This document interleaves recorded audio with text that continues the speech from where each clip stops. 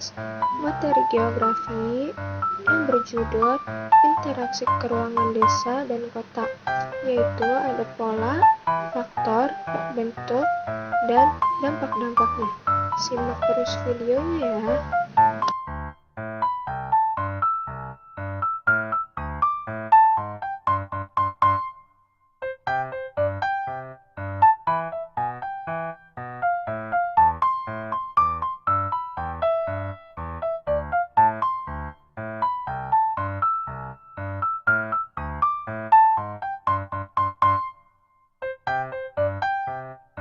Di sini ada daftar isi yang akan dijelaskan. Yaitu yang pertama, saya akan menjelaskan tentang pola keruangan desa dan kota. Yang kedua, ada faktor-faktor yang mempengaruhi interaksi keruangan desa dan kota. Yang ketiga, yaitu ada bentuk-bentuk interaksi keruangan desa dan kota. Dan yang keempat, yaitu dampak interaksi keruangan desa dan kota.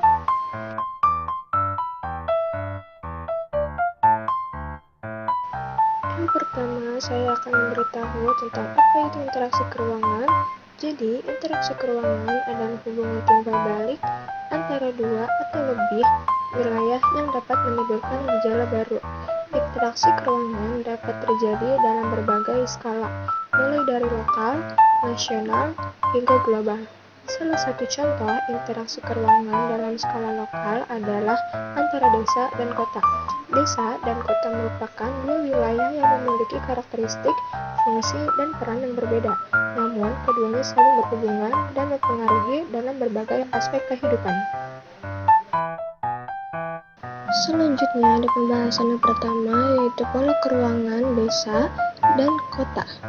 Jadi, desa adalah wilayah sekelompok masyarakat yang berkuasa untuk mengadakan pemerintahannya sendiri dengan jumlah penduduk kurang dari 2.500 jiwa dan biasanya identik dengan lahan yang luas, subur, sektor pertanian, hubungan masyarakat yang erat, serta tradisi adat istiadat.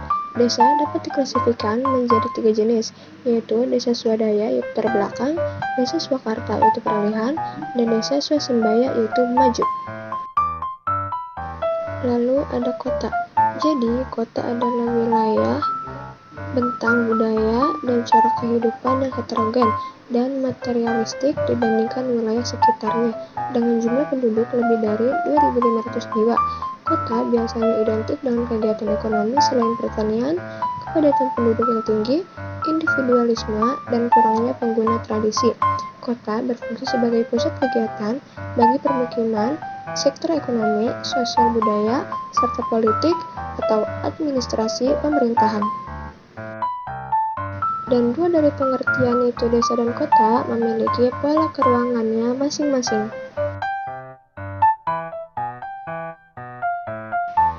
Selanjutnya ada pembahasan yang kedua, yaitu faktor-faktor yang mempengaruhi interaksi keruangan desa dan kota.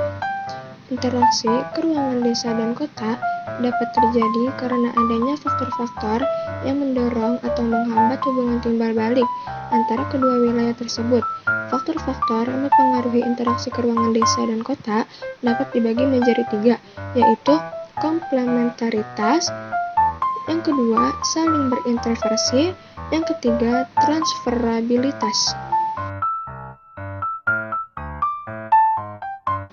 Lanjut, yaitu pembahasan ketiga, ada bentuk-bentuk interaksi keruangan desa dan kota.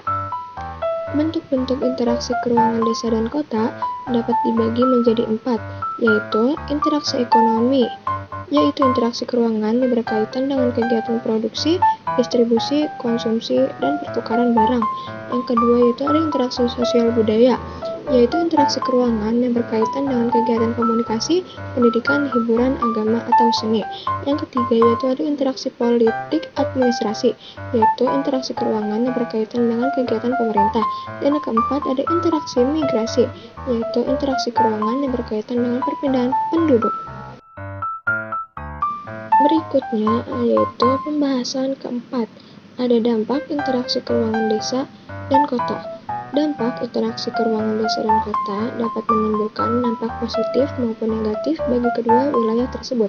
Dampak positif adalah manfaat atau keuntungan yang diperoleh dari interaksi keruangan, sedangkan dampak negatif adalah dampak kerugian atau masalah yang ditimbulkan oleh interaksi keruangan. Dampak interaksi keruangan desa dan kota dapat dibagi menjadi 4, yaitu dampak ekonomi, dampak sosial budaya, dampak politik administrasi, dan dampak lingkungan.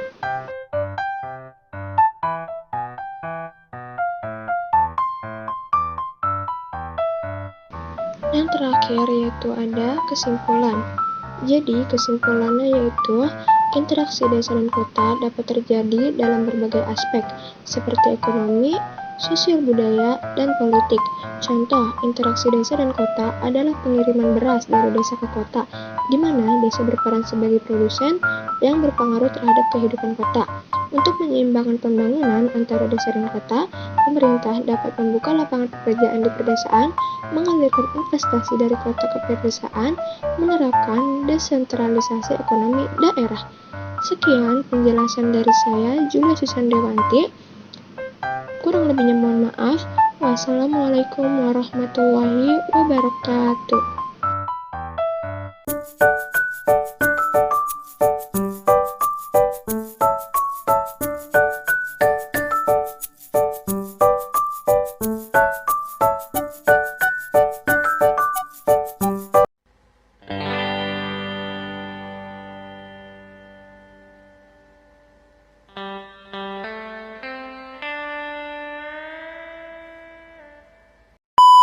Oke teman-teman, terima kasih sudah menonton videonya.